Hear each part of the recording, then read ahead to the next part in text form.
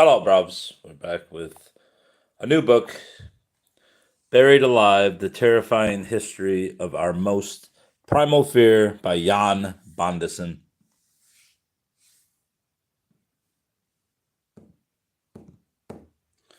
All right, my theme song's not going to play. There it goes.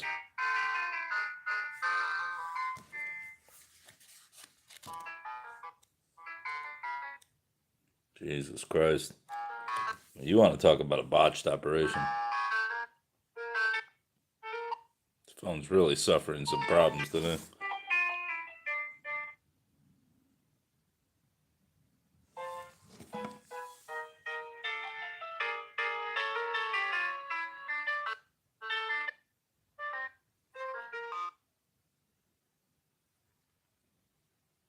This is fucking brilliant. You can't even see it.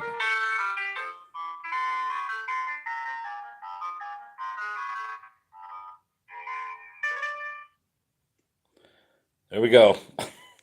I mean, if that is an ill-fitting, inauspicious, or is it auspicious beginning?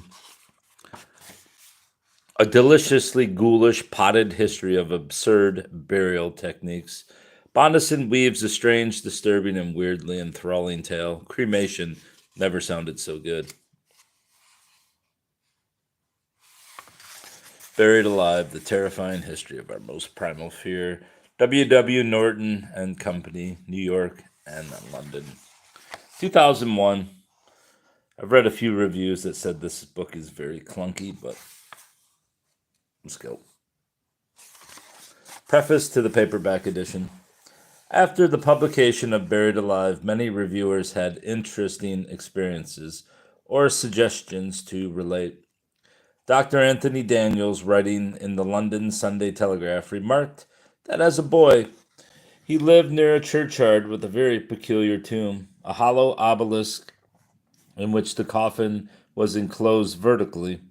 The deceased, who departed this life in the early 19th century, had requested this singular means of interment due to a profound fear of being buried alive. Mr. Richard Boston, writing in the London Times literary supplement, pointed out that in Virginia Woolf's The Voyage Out, 1915, a certain doctor was called in to ascertain that an old lady of 85 who had greatly feared premature burial was really dead by severing a vein in her wrist. The same anxiety was shared by none other than Auguste Renoir, who had many times expressed the fear of being buried alive, and his son Jean insisted that a doctor should do whatever was necessary to make sure Renoir was really dead. An American reader added George Washington to the list of famous people with a fear of premature burial. According to D.S. Freeman's Washington, the great man gave instructions in his will that his body should be kept above ground for 3 days before burial. Striking a more flippant note, the Times reviewer Ian Finlayson wrote that reading Buried Alive would prompt all yuppies and baby boomers to make sure they had a cell phone in the pockets of their shrouds. It's not a bad idea, honestly. Put your cell phone in there.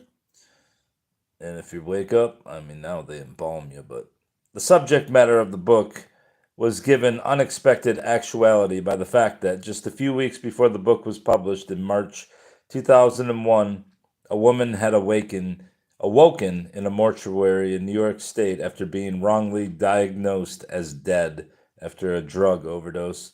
Like the majority of these curious modern cases of drug-induced death trance, she appears to have recovered without ill effect. When I was doing a radio show in one of the southern states, however, an old man called in to tell a rather more sinister story. During the Depression, his grandfather had been forced by penury to take up a temporary position as a gravedigger in the local churchyard to aid in the exhumation of coffins for a planned restructuring of the burial ground. He did not last long in this job, however, and confessed to his family that it had been a horrible experience to see how many of the corpses had been buried alive by mistake. There were gashed and broken foreheads from pounding the coffin lids, torn fingernails, and desperately contorted faces that the young gravedigger never forgot. The worst of all were the prematurely buried women who had pulled out their beautiful long hair, which was found wound around their decomposing fingers or clutched in their skeleton hands. I must add that I came across the article about premature burial that stated that at that time that many people, the bodies did in fact move, but there's literature now that claims that's not possible. But of course, I don't know that everybody was being injected with formaldehyde or whatever the hell was used in embalming back then. So, introduction: the unendurable oppression of the lungs, the stifling fumes of the damp earth, the clinging of the death garments, the rigid embrace of the narrow house, the blackness of the absolute night, the silence like a sea that overwhelms, the unseen but palpable presence of conqueror worm, these things, with the thought of the air and grass above, with memory of dear friends who would fly to save us, if but informed of our fate, and with consciousness that of this fate they can never be informed, that our hopeless portion is that of the really dead. These considerations, I say, carry into the heart, which still palpitates, a degree of appalling and intolerable horror from which the most daring imagination must recoil. We know nothing so agonizing upon earth. We can dream of nothing half so hideous in the realms of the nethermost hell. Edgar Allan Poe, The Premature Burial, which I was planning on reading before this, but I totally forgot. So there we go. There are certain themes of which the interest is all absorbing, but which are too entirely horrible for the purposes of legitimate fiction. Thus, Edgar Allan Poe begins his famous horror story, The Premature Burial, but his concerns about offending the delicate sensibility of his readers are by no means reflected in his own work. The sufferings of a person buried or immured alive form one of his favorite literary motifs, recurring in many of his stories.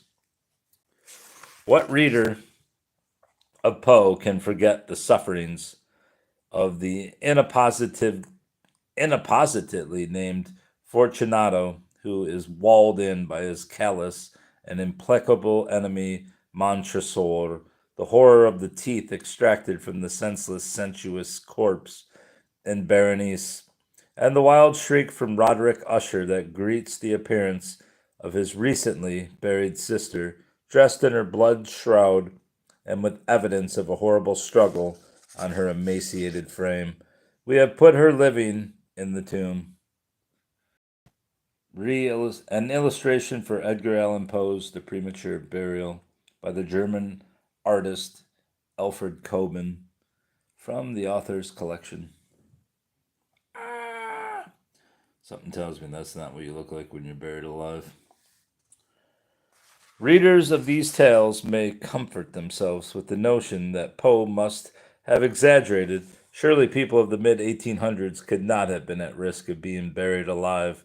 It has been speculated that Poe's obsession with premature burial was due to necrophilia, or that he used it as a metaphor for loneliness.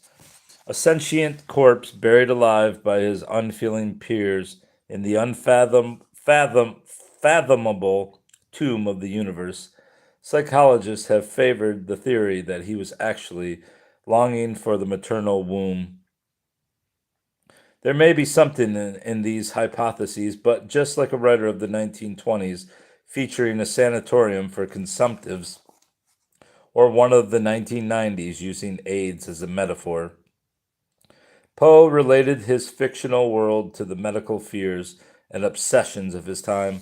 He was both inspired and horrified by the discussion about the risks of premature burial that raged in the mid 19th century.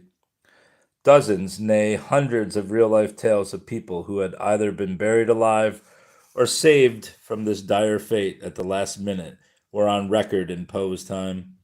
Stories about the horrors of premature burial could be found not only in medical journals, but also in the popular newspapers and magazines in Europe as well as in the United States.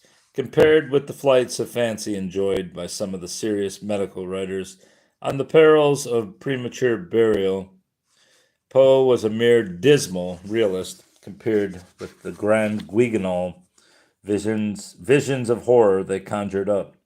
His images were those of a squeamish maiden aunt. An illustration for Poe's The Fall of the House of Usher by the German artist Alfred Cabin, from the author's collection. In his The Source of Horror, published in 1817, the English writer John Snart tells the sad tale of a certain Mr. Cornish who had twice been mayor of Bath. This gentleman died, it was believed, and was duly buried, but after the earth had been shoveled down onto the coffin, a hollow groan was heard from underground. The coffin was speedily dug up and opened, and it was seen that the living corpse's knees and elbows had been beaten raw. The wretched man's life could not be saved, however. In his customary highly charged prose, Snart wrote that he had drunk the bitter cup of superlative misery to the dregs. Another of John Snart's cases concerns some gravediggers in Bermondsey churchyard in Surrey, who were exhuming a coffin for some reason or other. They were aghast to behold a masterpiece of horror, a torn and bloody shroud, battered forehead, broken knees and elbows. Oh God, misericordia? Misericordia. All appeared in view. Even the barbarous prison of the inanimate coffin had, as it were, relented, and relaxing its cruel grasp, suffering its screws to be torn out to expose the living inhumation and the ensanguined consequences of the horrid scuffle. The German medical practitioner Michael Benedict Lessing told another gruesome tale 20 years later. A young Swedish girl, the only daughter of a wealthy ironmaster, had died in a state of advanced pregnancy and was buried in the local churchyard.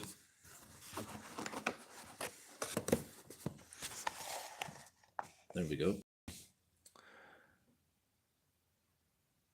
In the evening, the verger heard pitiful groans from the grave he had filled with earth a few hours earlier. Coming closer, he thought he could discern the words God, Jesus, mercy. He was a highly superstitious man and fearful of ghosts, not daring to examine the grave any further.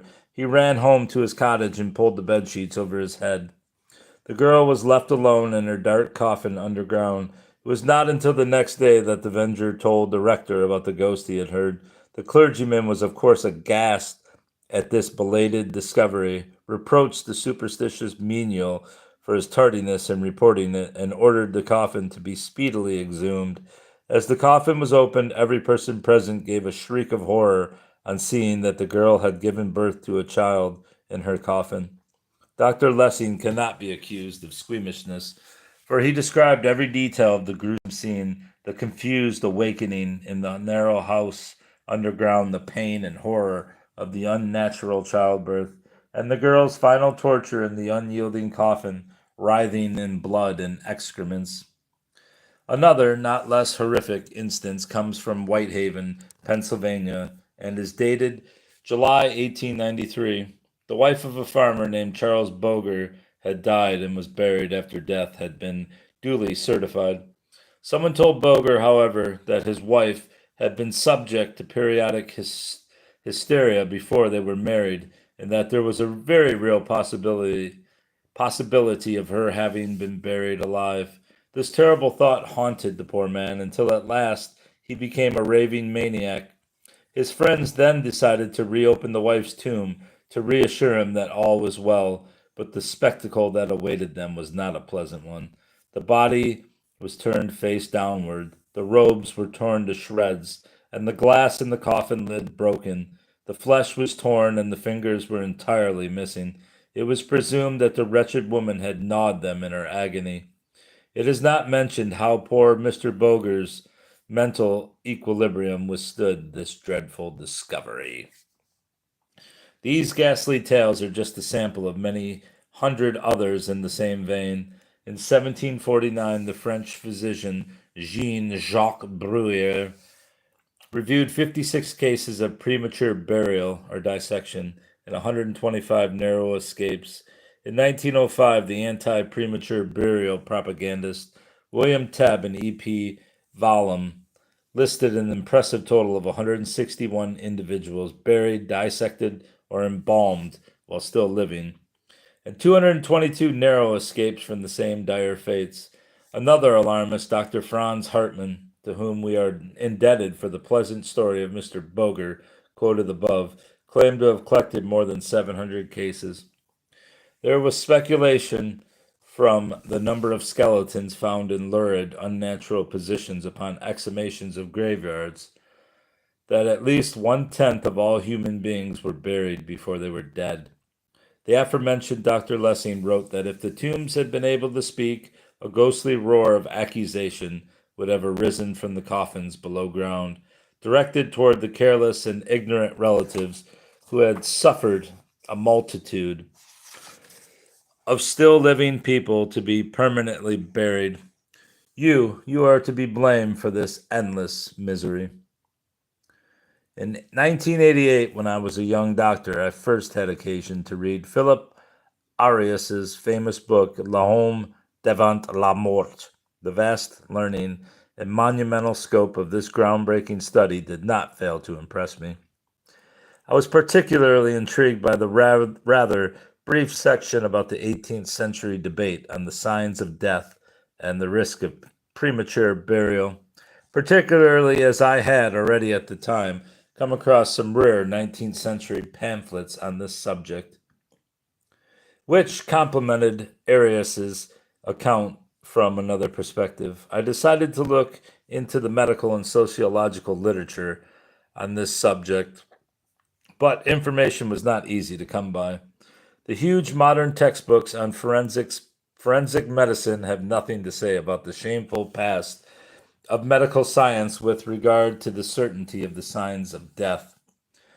They chose to ignore the fact that less than 150 years ago, many medical practitioners freely admitted to being uncertain whether their patients were dead or alive. The fashionable historians of medicine have had little more to add. Not even the most massive textbooks, like Professor Roy Porter's The Greatest Benefit to Mankind, contain a single word about the debate over the uncertainty of the signs of death that raged throughout the 18th and 19th centuries. Even a specialist book like Death and the Enlightenment by Dr. J. McManners briefly discusses the 18th century fear of premature burial as a bizarre manifestation of French hypochondriacal zeal. But the fear of being buried alive was by no means confined to hypochondriacs. It affected not only France, but the larger parts of the civilized world as well. It did begin in the 18th century, but lasted through the 19th century and well into the 20th. Surely it is not of negligible importance for the historian to know whether reliable techniques existed to determine whether people in extremis were dead or alive, not only because deplorable accidents like those related above are painful to contemplate, but also because the vision of thousands of successful, complacent 19th century physicians burying their mistakes alive tends to remove some of the luster from the medical breakthroughs of this era. After some years of research, I published a brief essay about apparent death and premature burial in my popular book, Cabinet of Medical Curiosities. In 1998, I took part in an American TV documentary entitled Buried Alive, and this experience prompted me to look through my old notes and to plan a full-length book on this subject.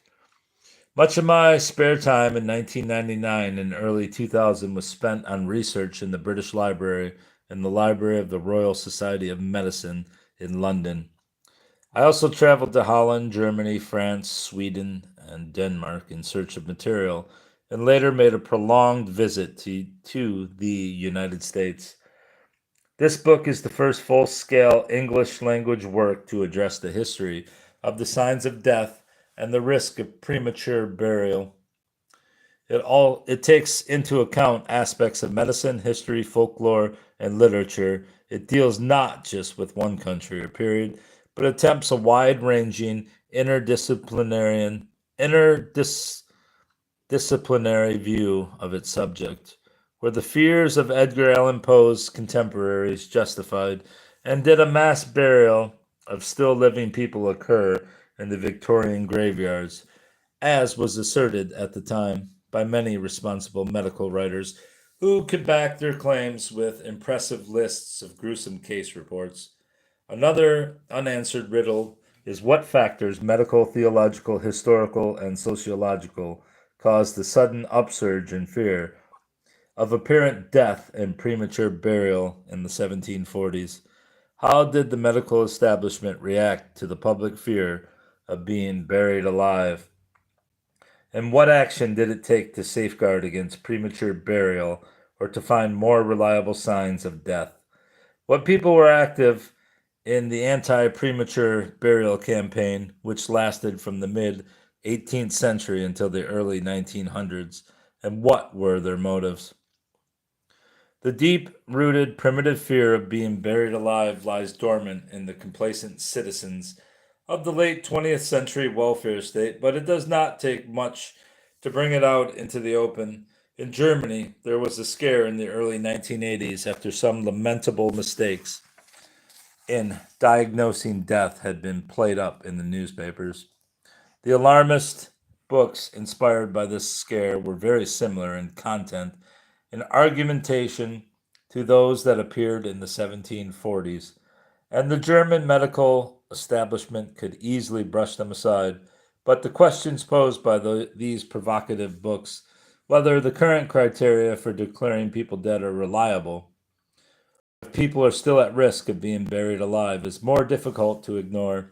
Indeed, those who were present at the Selly Oak Hospital in Birmingham, England, when 65-year-old Michael McEldowney was declared brain dead in February 1974 would have felt deeply uneasy when answering this question. When Mr. McEldowney's two kidneys were harvested on the operation table, his foot twitched and then he started to breathe. Unlike Edgar Allan Poe, I make no promises that this book will not affect the nervous equilibrium of sensitive people. No subject is eschewed and no avenue of thought left unexplored. Nor will I exercise the caution shown by Shakespeare's Hamlet, as reinterpreted by a writer in the Transactions of the Royal Humane Society, the prison house, in this instance, being the coffin.